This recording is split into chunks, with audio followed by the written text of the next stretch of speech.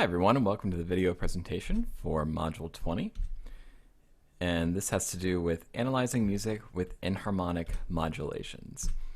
So this short video, after we watch it, we'll understand how to identify and analyze enharmonic modulations in real music.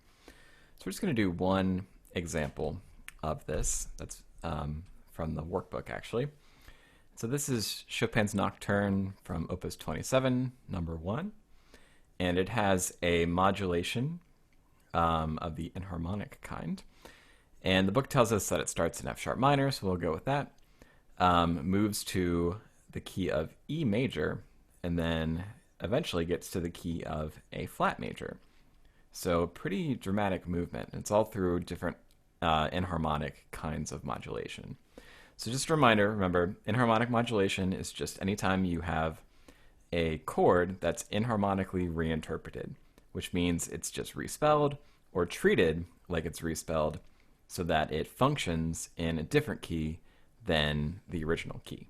Okay, so just taking a chord, it can be a dominant 7th chord, it can be a fully diminished 7th chord, it can be a German augmented 6th. We'll take that and we will reinterpret it so that we can get into a different key than we are in originally. Okay. So, of course, we always want to listen, and this is sort of from the middle of this piece, starting in measure 41.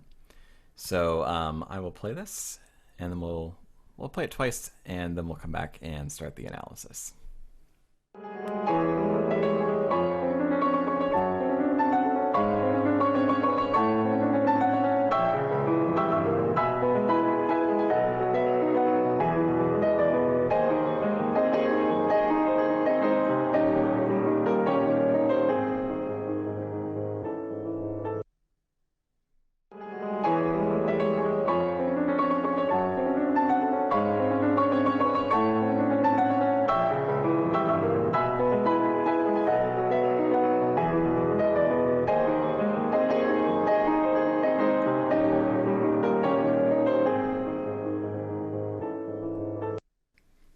Okay, so like I said, this starts in the key of F sharp minor.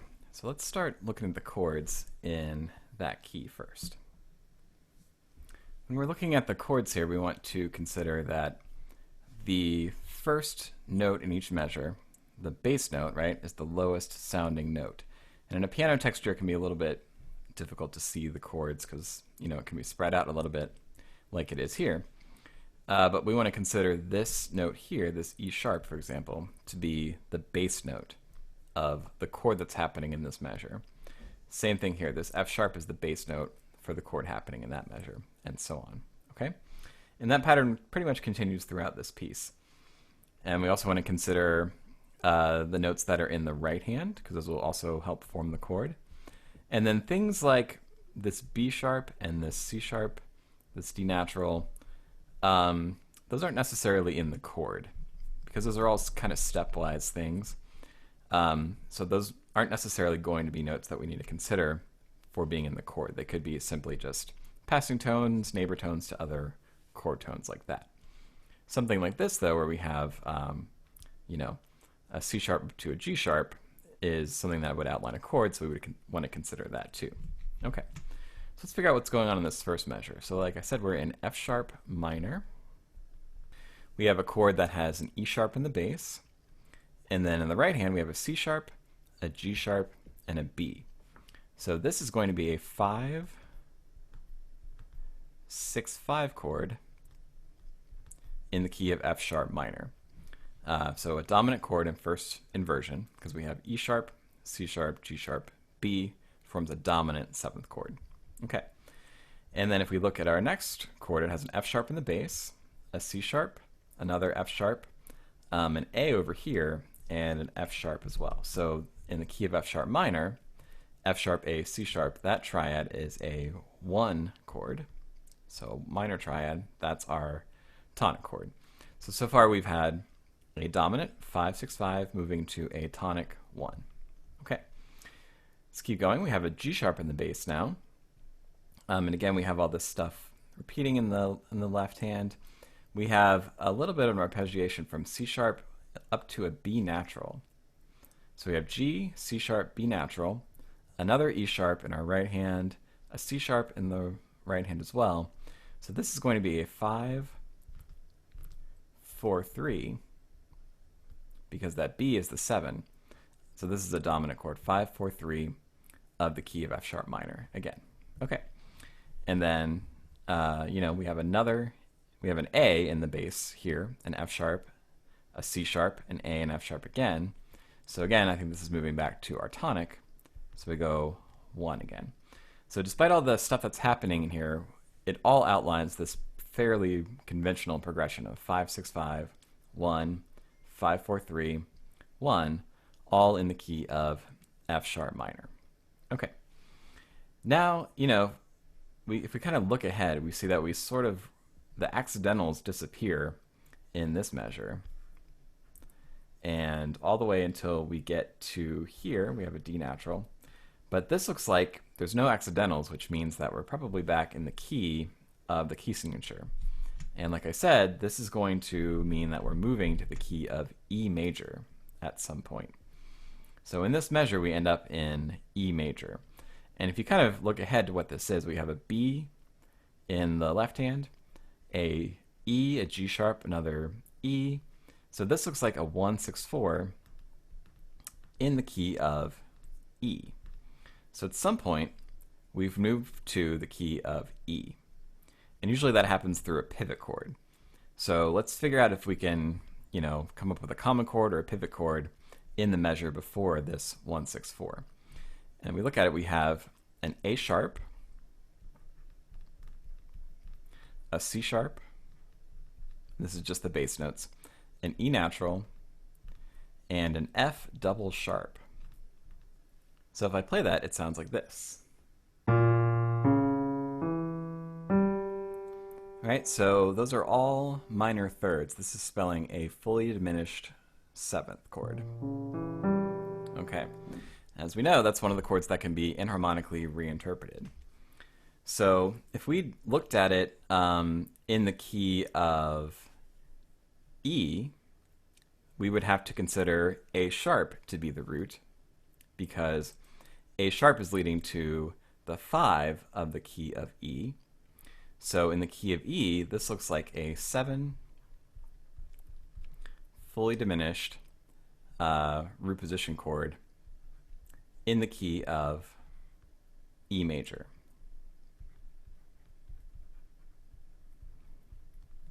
And this is of the 5, so of B. Okay, so if A sharp were the root, and remember, any of these can be the root, that's how enharmonic reinterpretation works.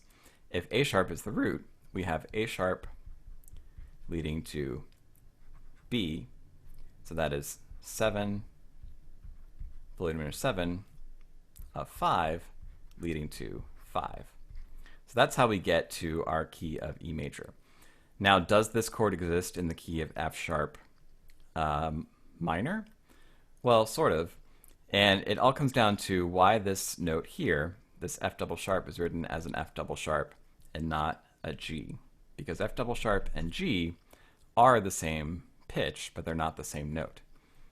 So the only reason you would write a note as F double sharp is if you wanted it to go up to the note G sharp.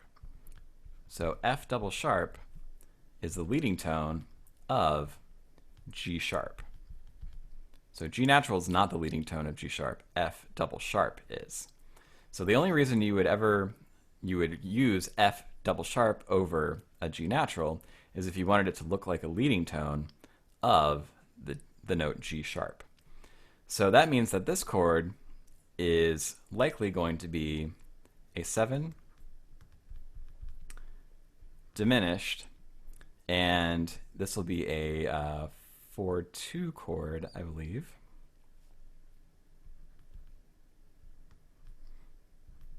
Of the 2 in the key of F sharp minor. So this is the fully diminished 7th chord that's leading to the 2 in the key of F sharp minor.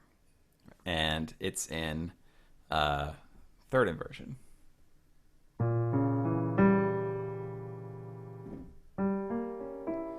I take that back. It is not 3rd inversion. It's actually going to be just 2nd inversion because the 3rd of the chord is in the bass. Let's fix that. So the A sharp in that case is the third of the chord, so this is actually a 6-5. Oops. Diminished 6-5. Which means that this chord in the key of F sharp minor would be spelled F double sharp, A sharp, C sharp, and E. But in the key of E major, since it's the 7 of 5, it would be A sharp, C sharp, E, G. And since F sharp, F double sharp, and G are the same pitch, that's where the enharmonic reinterpretation comes from. Okay, so that's our pivot chord. That gets us from the key of F sharp minor to the key of E major. Now if we keep going, we end up with what looks like a 5-7 chord in the key of E. That's pretty standard, right? Because we have B, A, B, D sharp, F sharp. That all looks like 5-7. Then we end up on a 1 chord on the first part of this measure. But then we get this D natural, which does not belong in the key of E. It doesn't belong in a, excuse me, in a 1 chord. So this is something else. So if I play this, it becomes obvious what it is. So I'll play this, sort of outline the harmony here.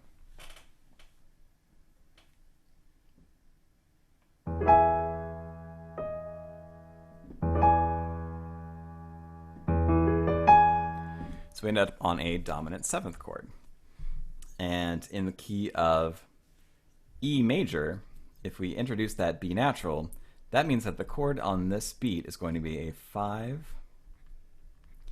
5-7 of 4.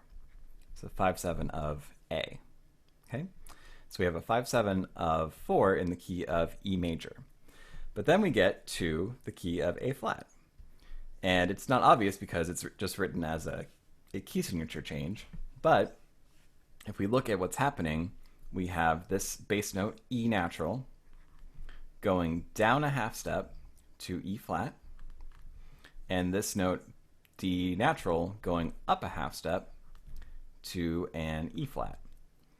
And so this 7th, even though it's written as a 7th from E to D natural, is not behaving like a 7th. It's not resolving down by a step. Instead, it's resolving like an augmented 6th would. It's resolving up by step.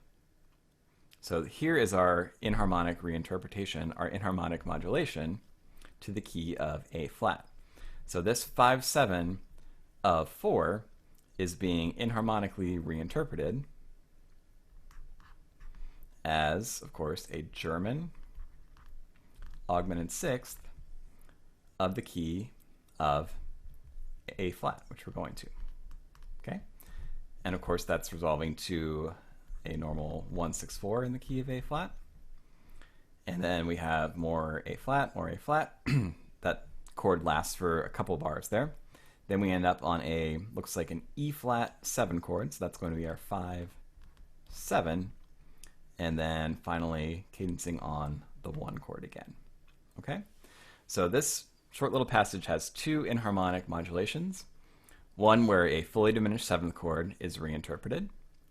So in the key of F sharp minor, it would have been a 7 fully diminished 6-5 of 2, but that leads us to, through reinterpretation, leads us to 7 fully diminished 7 of 5 in the key of E major. And then over here, we had something that is a 5-7 of 4 in the key of E major, but that gets reinterpreted as a German augmented 6th in the key of A flat major, which leads us to our 1-6-4, which eventually gets us to our modulation of A flat. Okay, so there you go, two modulations using enharmonic reinterpretation. All right, if you have any questions about this, we can go over it some more in the session, but this should be a good start to your analyzing for this module.